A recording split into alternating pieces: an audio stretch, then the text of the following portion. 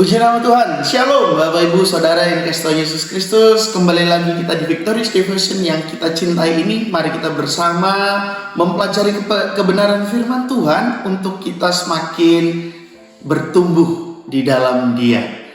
Oleh karena itu, mari kita bersatu dalam doa sebelum kita sama-sama membaca dan merenungkan kebenaran firman Tuhan.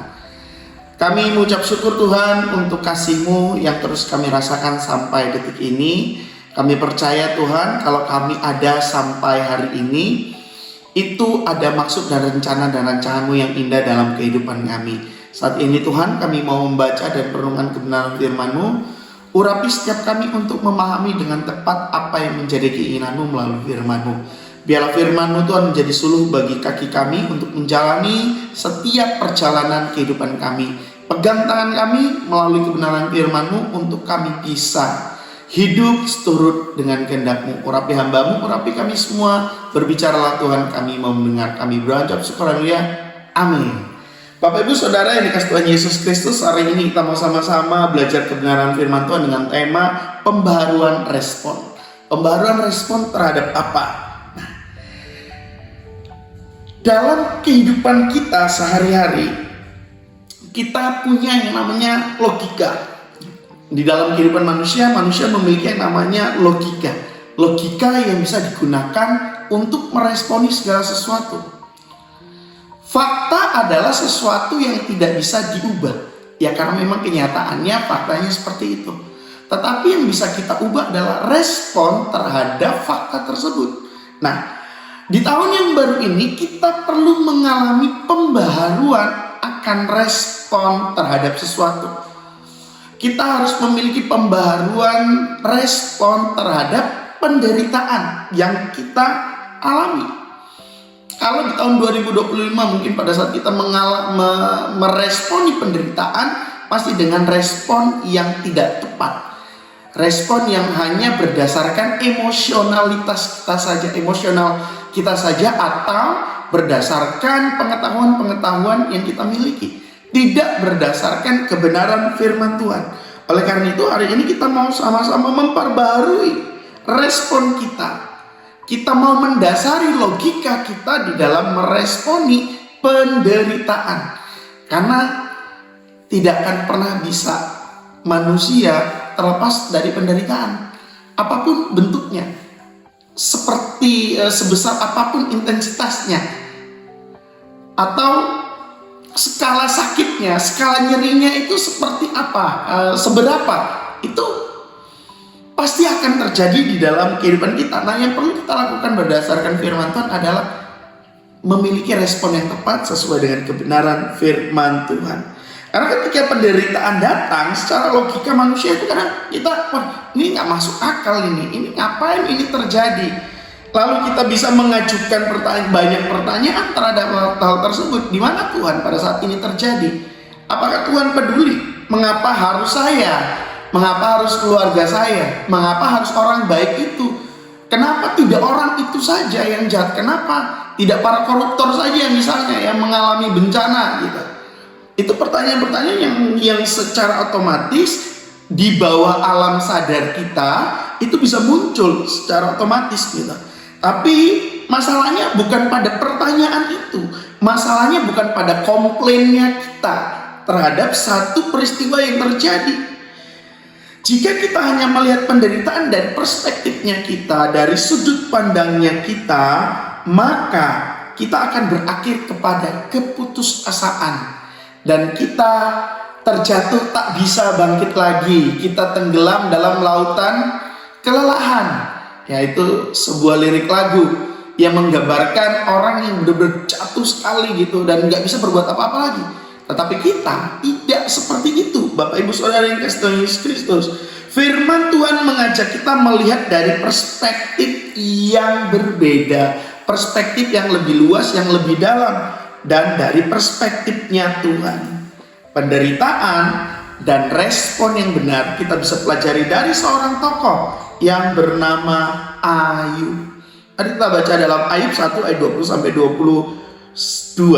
Maka berdirilah Ayub lalu mengoyakkan jubahnya dan mencukur kepalanya, kemudian sujud dan menyembah. Katanya, dengan telanjang aku keluar dari kandungan ibuku, dengan telanjang juga aku akan kembali ke dalamnya.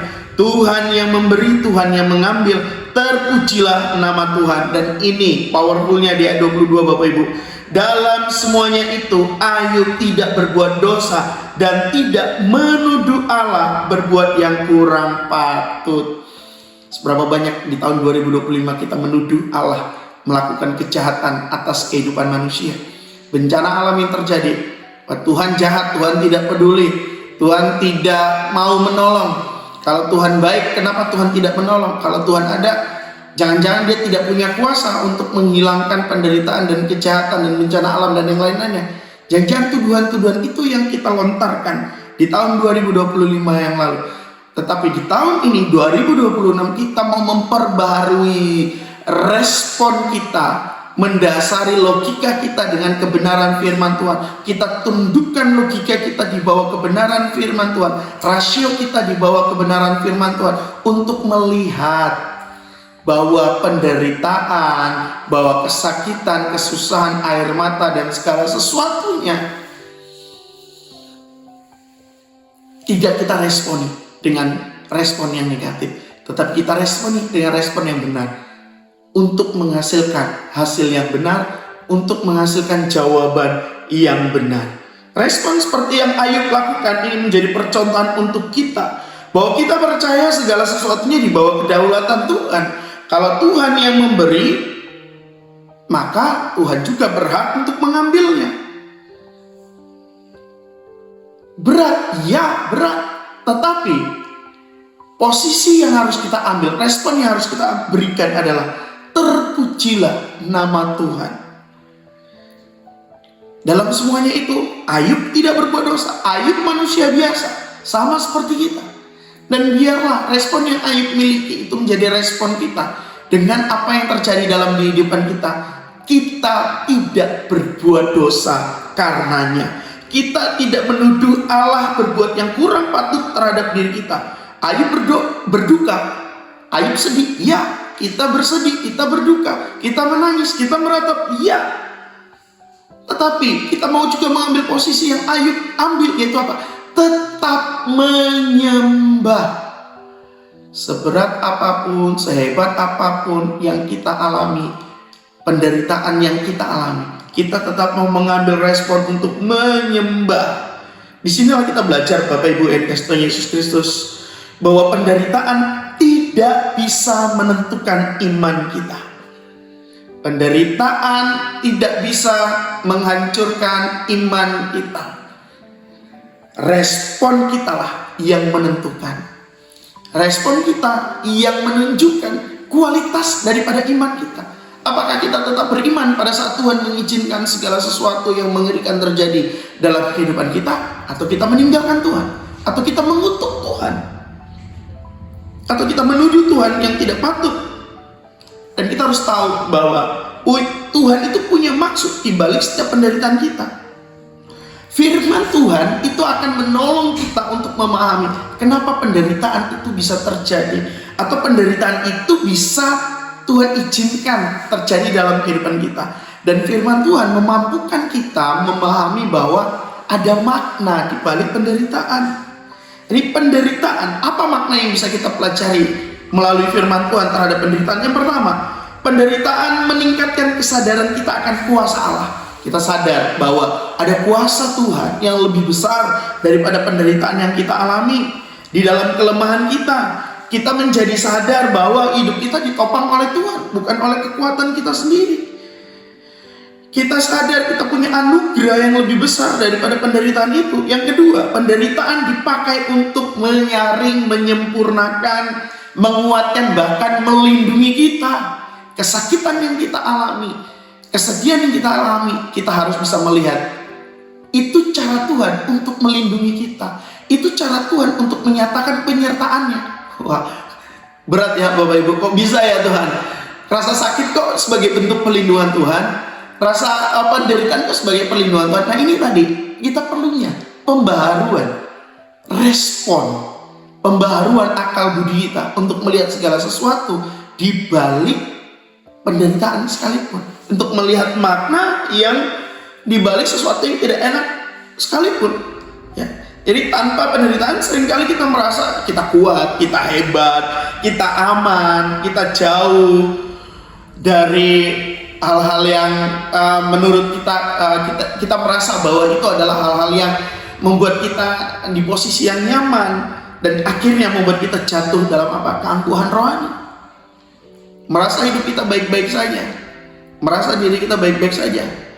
Saya mengutip satu perkataan dari C.S. Lewis. Dia mengatakan seperti ini: penderitaan adalah megafonnya Tuhan di tengah kesibukan manusia, di tengah kesibukan dunia. Jadi penderitaan dipakai Tuhan untuk apa? Menyadarkan kita. Jadi yang terakhir Bapak Ibu, penderitaan memungkinkan hidup Kristus nyata dalam daging kita yang fana ini. Jadi pada saat kita mengalami penderitaan, kita melihat penderitaan Kristus, kita sependeritaan dengan Dia. Jadi Bapak Ibu Saudara yang dikasih Tuhan Yesus Kristus, bukan harta, bukan posisi, bukan relasi yang akan menolong kita pada saat kita menghadapi berbagai macam-macam penderitaan, tetapi Tuhan kita dengan cara kita responi dengan tepat. Jadi hari ini kita mau mengalami pembaharuan respon kita, pembaharuan akal pikir kita, pola pikir kita, logika kita. Bukan penderitaan yang menentukan hasilnya, tetapi sikap hati kita.